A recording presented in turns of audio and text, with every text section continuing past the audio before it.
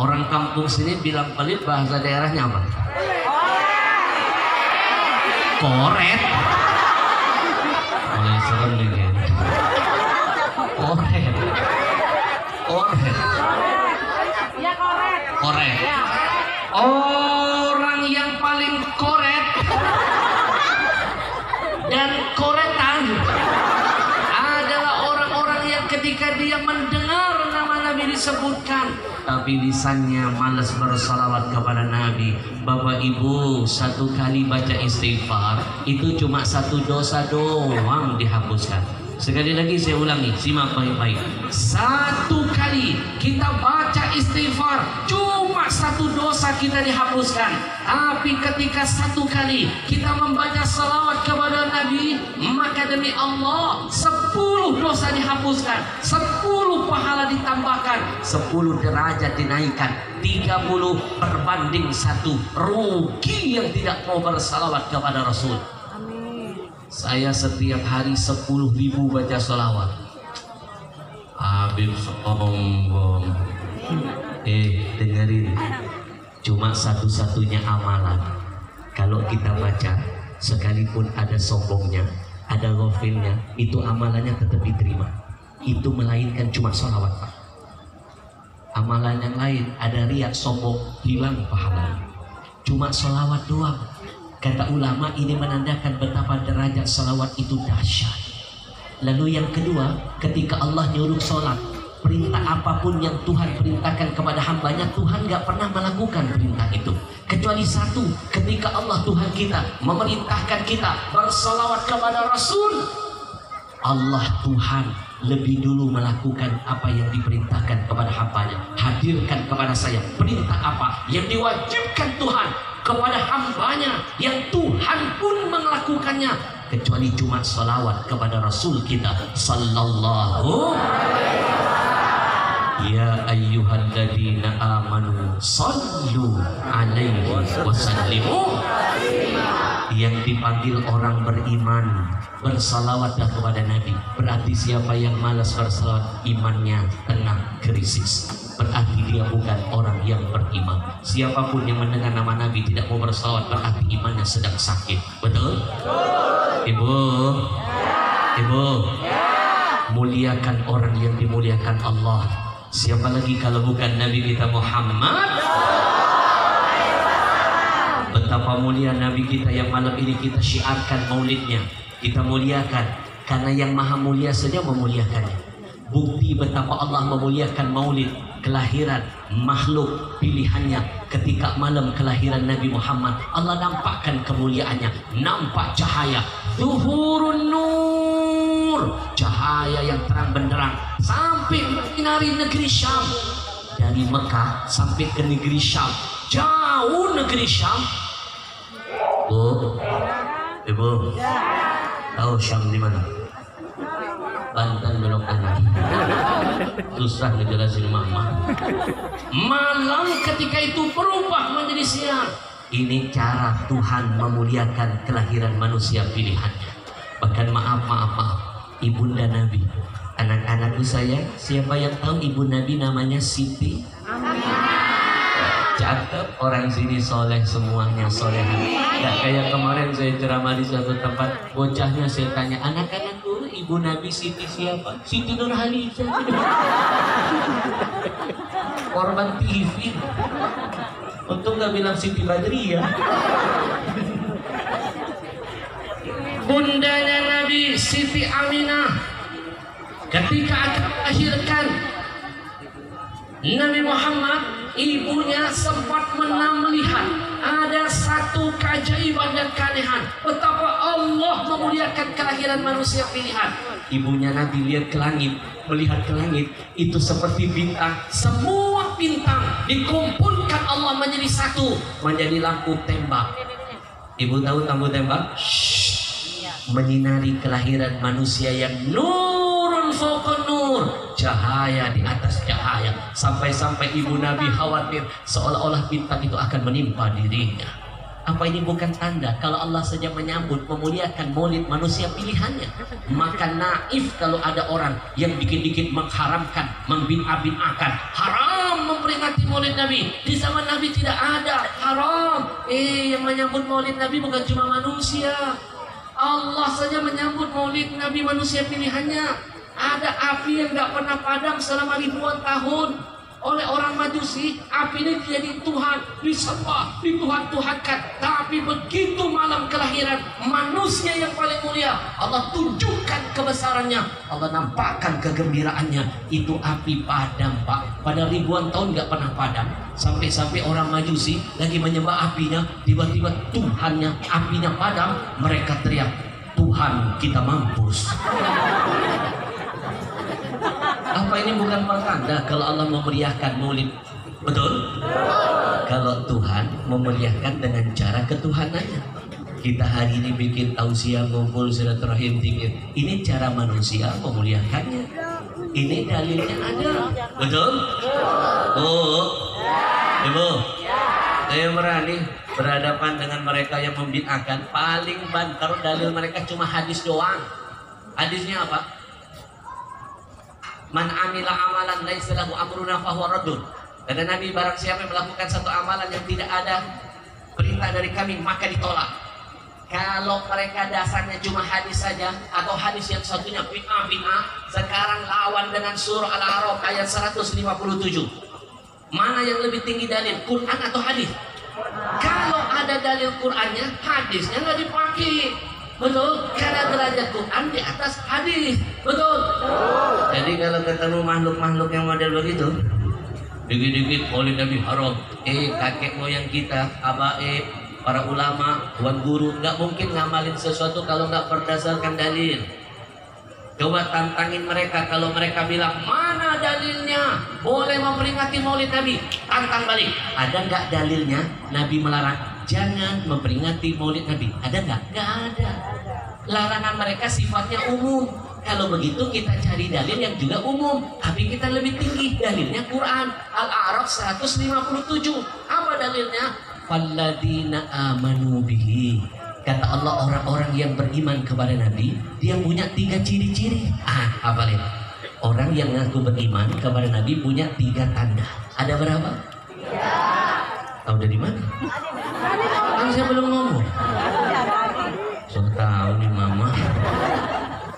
Ada 3 tanda-tanda orang yang pantas dikategorikan beriman kepada Nabi. Tanda yang pertama, buka Al-A'raf ayat 157. Tanda yang pertama apa? Wa'azzaruhu. Dia adalah orang-orang yang tampil dan pandai memuliakan Nabi Muhammad. Maulid Nabi ini diadakan oleh kakek-kakek kita, guru-guru kita sebelumnya. Itu bentuk mengagungkan, memuliakan. Masuk gak dalilnya? Betul? Umum dalilnya. Apapun bentuknya yang di sana memuliakan Nabi, ada tausiah, ada sholawat, ada zikir yang diajarkan Nabi, itu bagian dari kita memuliakannya. Betul? Betul? Memuliakan kelahiran Nabi, tanda-tanda orang beriman kepada Allah. Yang kedua, Ibu, wanasoruhu. Kata At-Tabrani, Imam At-Tabrani, maknanya adalah wahamauhu minan nas. Nasaru itu membela, menolong ketika ada kejahatan kepada Nabi. Ada yang menghina, ada yang menyakiti, ada yang melukai perasaan Nabi. Dia tampil membela kehormatan Nabi. Maka itu tanda orang beriman. Betul? Makanya Bapak Ibu mohon maaf kalau ada yang diam ketika Nabinya dihina. Pantas gak dibilang orang beriman? Ketika ada yang melihat, mendengar Nabinya dilecehkan, lalu dia cuma bungkam 1000 berasa, tidak menampakkan kemarahannya, apakah pantas dikatakan orang beriman?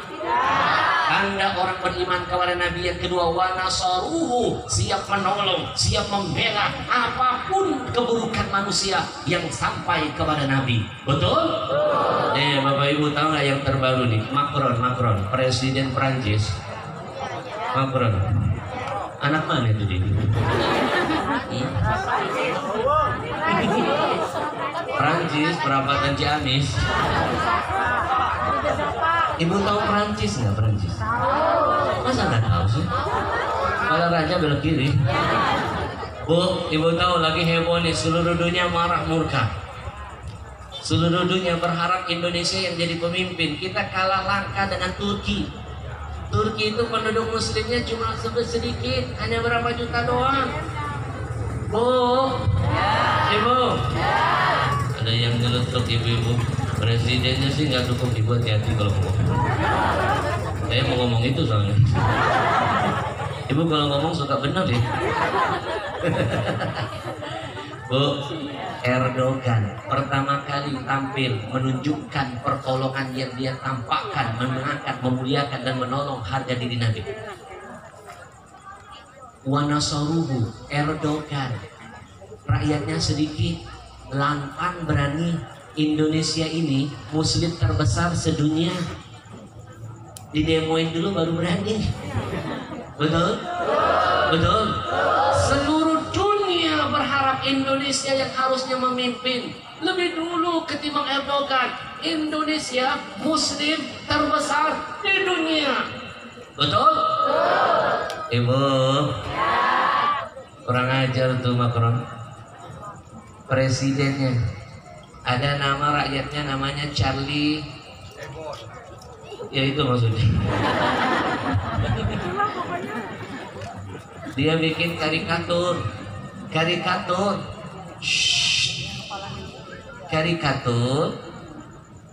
lalu ditulis nama Muhammad, menggambar Nabi dengan karikatur.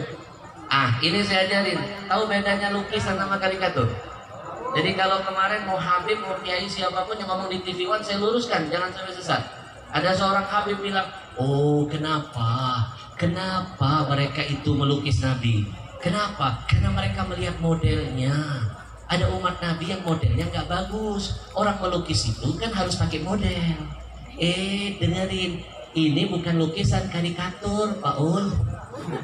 Bedain karikatur sama lukisan. Kalau lukisan biasanya hasilnya nggak jauh-jauh dari model, betul? Tapi kalau karikatur itu nggak pakai model, lebih identik untuk menghina, mengejek. Hasilnya terlalu ditambah-tambahin. Hidungnya mancung dibikin bengkak, betul nggak?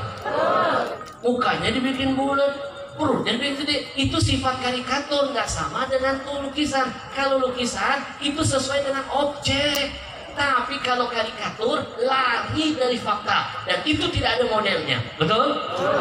Jadi kalau kemarin ada seorang Habib di TV One, dia bilang, oh karena mereka nulis begitu karena mereka nggak pernah lihat Nabi. Yang mereka lihat orang-orang yang dekat dengan Nabi. Siapa yang dekat dengan Nabi? Adalah umatnya. Ada umatnya yang suka ngomong kasar, suka ketus, makanya dia melukis itu. Sekarang kita balik jawabannya. Dulu ada namanya Ka'ab bin Ashraf. Dia juga menghina Nabi. Emang dia nggak lihat Nabi, akhlak Nabi bagus? Dia lihat akhlak Nabi. Dia lihat akhlak sahabat bagus-bagus, tapi memang dasar watak orang kafir itu suka menghina, yang suka melecehkan dan merendahkan Nabi. Kalau nggak dia kafir, munafik, betul? Betul? Ibu, dulu ada loh namanya Ka'ab bin Ashraf, hidup di zaman Nabi. Emang dia nggak lihat model Nabi begitu santun, lembut, tapi masih aja dia hina. Sampai Nabi kesal, Nabi kumpulkan para sahabat, lalu Nabi suruh sahabat, man li Ka'ab bin Ashraf, siapa yang berani menghadap melawan Ka'ab bin Ashraf, siapa yang berani membunuh Ka'ab bin Ashraf, alladzi adallahu wa rasuluh, ini orang Yahudi yang menghina Allah, menghina Rasulnya.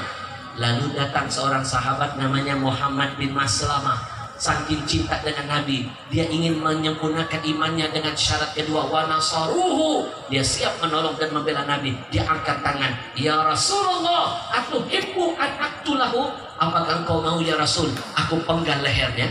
Aku penggal lehernya. Apa jawab Nabi? Qala na'am, silakan penggal. Jadi ini dalil sahih. Sahih hadisnya. Nabi pernah nyuruh bunuh orang yang nggak punya akhlak, nggak punya adab, yang kafir, yang hidupnya nggak mau berdampingan, selalu menabuh genderang perang. Jadi ini dalilnya, Pak. Kalau mereka nggak mau minta maaf, nggak mau bertobat, halal darah mereka dibunuh. Takbir. Betul? Salatullah.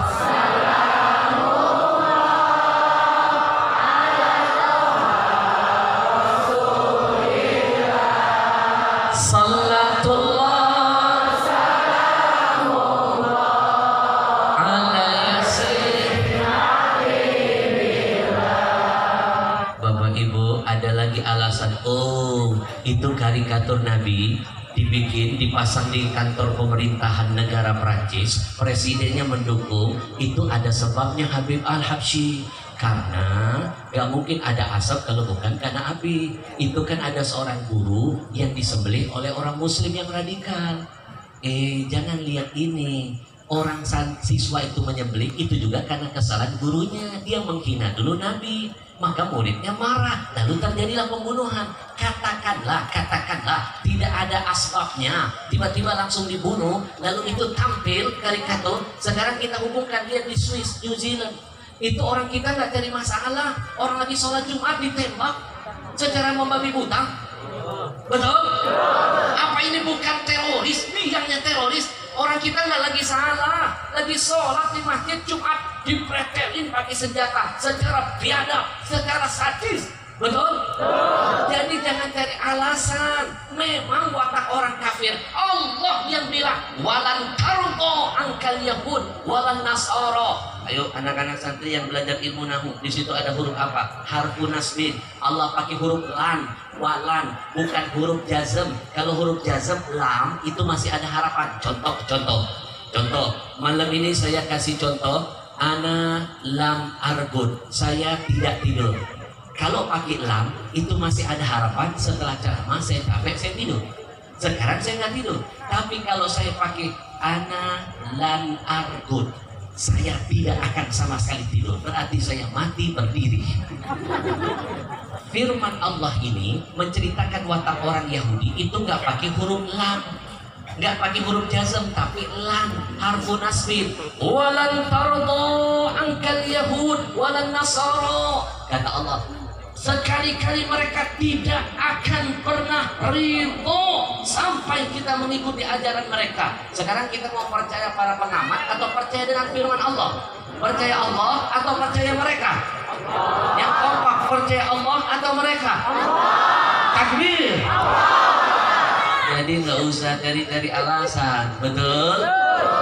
Ibu nonton nggak video ada muslimah di luar negeri sana pakai jilbab sama anaknya ditendang dari belakang? Ada mereka cari masalah dulu? Nggak ada, Pak. Betul? Ini kondisinya. Kalau Islam minoritas, kita didolimi. Tapi lihat ketika di Indonesia, kita mayoritas, kita tidak pernah mendolimi. Kita jaga, kita lindungi siapapun orang-orang yang beda agama. Selama hidup berdampingan, kita akan hormat dan menyayangi mereka. Takbir. Tapi coba kalau kita sendiri minoritas, kita didolimi. Saya kalau lihat video itu, ya Allah Pak, seorang ibu pakai jilbab lagi jalan dengan anaknya masih kecil, diterjang dari belakang di depan anak-anaknya. Betul? Enggak dia nyari perkara, dia nggak nyari masalah, tiba-tiba langsung digituin. Demi Allah, kita diajarkan oleh Nabi, orang muslim itu seperti lebah. Kita nggak akan menyerang kalau nggak diserang. Lebah itu nggak akan apa itu namanya? Apa namanya itu?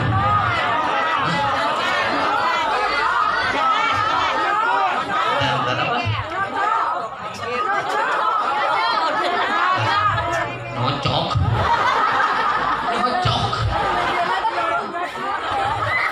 Makin aneh.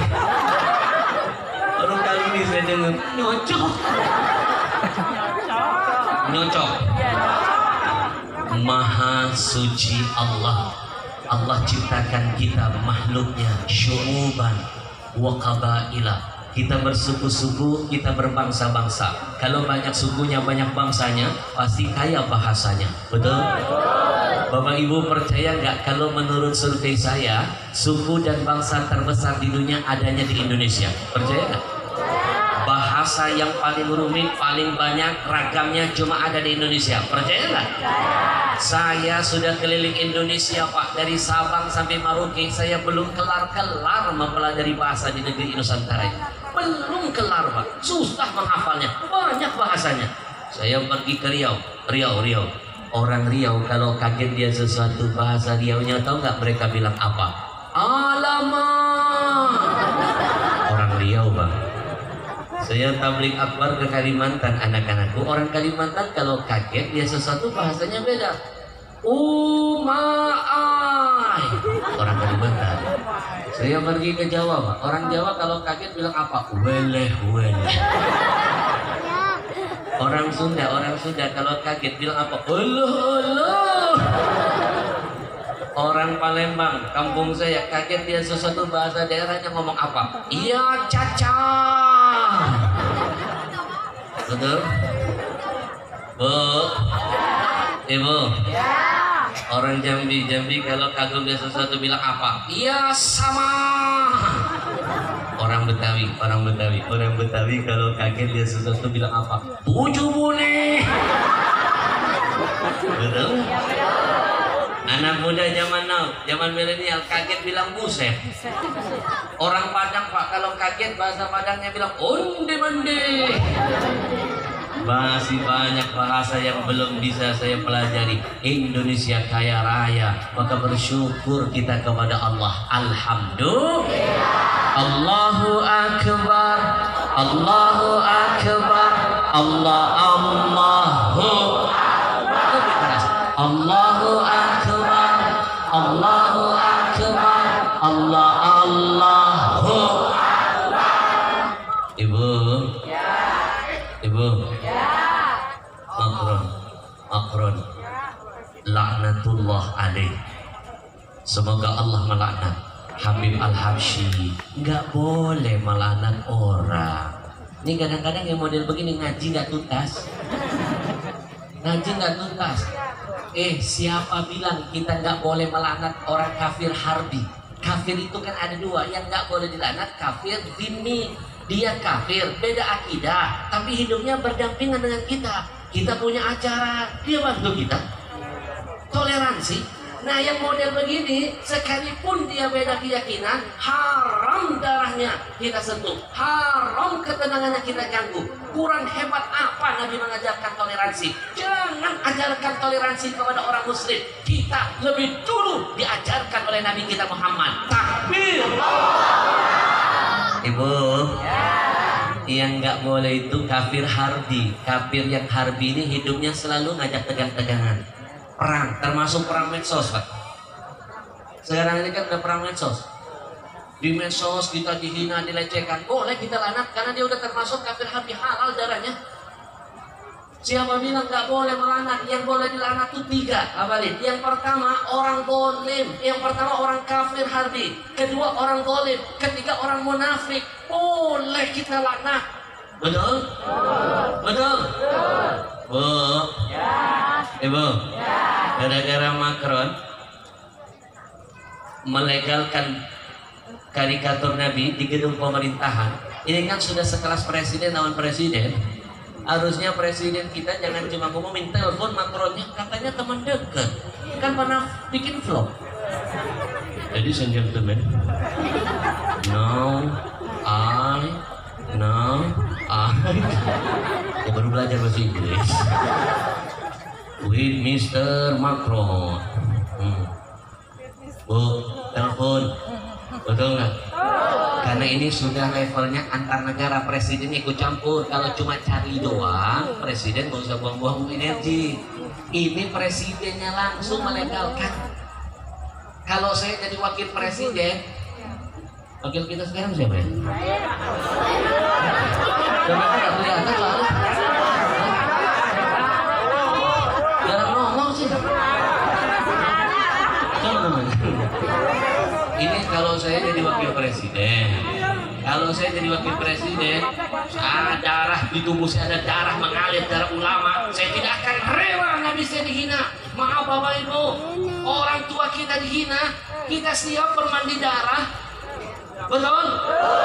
Pasangan hidup kita diganggu, siap kita hilang nyawa. Ini Nabi dihina, masih tenang-tenang saja. Lalu nikah. Betul? Bu. Wakil kita siapa namanya? Bu. Kalau saya jadi wakil presiden, saya telepon wakilnya. Saya telepon wakil presiden. Wakil presidennya Macron ya, Pak? Saya telepon. Kring. wakil presiden Perancis. Saya wakil presiden dari negeri entah berantah. Walaupun rakyat menganggap saya selama ini seperti tiada, saya dilupakan, bahkan presiden pun lupa dengan saya. Tapi saya tidak lupa dengan apa yang kalian lakukan kepada Nabi kami Muhammad. Jangan pikir saya tidak marah. Hei wakil presiden, kita sama-sama wakil. Ayo tentukan mau di lapangan mana kita berantem. Oh begitu. Betul? Harga diri Pak, maaf. Kapan lagi kita memuliakan Nabi? Mimpi Nabi mau kasih syafaat. Kalau momen ini nggak kita pakai untuk membuktikan keimanan di hadapan Allah, karena tanda orang beriman kepada Nabi yang kedua adalah wanasaruhu, siap menjaga Nabi dari segala macam keburukan manusia. Betul? Pak, mimpi Nabi kasih syafaat. Kalau ketika Allah siapkan ada poskonya, saat itulah membuktikan jihad dan keimanan kita. Kita cuma diam. Dengar baik-baik ya. Orang yang diam melihat kemungkaran, gak berani ngomong, itu syaitonun akhros, adalah setan yang bisu di hadapan Allah. Sekali lagi saya ulangi, siapa golongan manusia yang dianggap setan? Manhum asyayatinul ins. Siapa setan-setan dari golongan manusia? Ada dua. Yang pertama, as-sakit anil haq, orang yang diam, gak berani menyampaikan kebenaran, kemungkaran di depan mata, kebatilan, kejahatan, ketidakadilan. Ulama ditangkap, ulama ada yang ditusuk, tapi tidak berkomentar. Maka demi Allah, dia adalah syaitan akhras, setan yang bisu. Betul? Lalu yang kedua, setan siapa? Setan yang berbicara. Siapa itu? An-natiq anil batil. Seorang orang-orang yang omongannya selalu bohong aja. Di kantong saya ada 11.000 triliun. Mana? Kalau 11.000 triliun itu gak utang Pak. Mereka yang enak-enak utang, anak cucu kita yang akan menanggung Pak. Dengan main-main loh. Mereka dan keroncolnya pesta, kita anak cucu yang akan ketiban utang. Betul? Nanti kalau saya jadi pemimpin, saya buka 10.000 lapangan pekerjaan, boro-boro 10.000. Betul? Wah, insya Allah nanti kita akan punya mobil SMK. Kami sekarang nggak lihat. Makanya kemarin saya buka lowongan pekerjaan, saya butuh supir Pak. Supir saya banyak yang kolek, sempat gak kuat ikuti jadwal ceramah saya. Saya butuh supir tambahan. Saya buka lowongan pekerjaan. Saya membutuhkan supir pribadi. Syaratnya apa Habib? Minimal pengalaman bawa SMK setahun. Gak ada yang daftar Pak. Betul? Bohong nggak? Nanti berapa bulan lagi ekonomi kita meroket. Meroket ke bawah Pak. Betul? Pak, yang begini, kalau menurut bahasa agama syaitonun natik, setan yang sedang berbicara, omongannya semuanya hoax. Kalau rakyat ngomong hoax langsung ditangkap, mestinya biang yang pertama kali ditangkap. Siapapun pemimpinnya yang mau berjanji kepada rakyat tapi tidak mampu memenuhi janji itu, dia yang harus ditangkap duluan. Mau bupati, mau wali kota, mau gubernur, mau presiden sekalipun, kalau dia berjanji tapi janji tidak ditepati, dia ingkari. Itulah biang hoax sebenarnya. Masa rakyat ngomong hoax sedikit langsung ditangkap polisi? Harusnya pemimpin itu double siksaannya, double hukumannya. Kalau rakyat mencuri ayam langsung masuk penjara, tidak dibela, tidak bisa ditangguhkan, langsung masuk penjara tanpa kadang-kadang melewati pengadilan dulu. Yang penting masuk dulu. Ini koruptor hebat banget, nggak diborgol, nyantai. Ditanya sama wartawan, bertahun-tahun jadi buron, mau kemana? Cuma mau main-main aja di sini. Model begini enak banget, nganggap negara kayak punya negara dia. Rakyat nyolong ayam dikebukin, babak belur. Nyolong ayam itu pun karena kelaparan Pak. Harusnya pemimpin nangis kalau ada rakyat yang sampai mencuri, melakukan dosa karena faktor perut. Pemimpin harus malu di hadapan Allah, karena pemimpin yang kenyang akan diminta pertanggungjawaban di hadapan Allah. Takbir. Maaf, saya bukan tipe penceramah yang Saya udah enak masuk TV.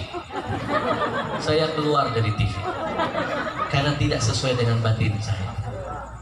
Saya ditahan untuk menyampaikan kebenaran di salah satu stasiun TV. 6 tahun saya besarkan acara itu.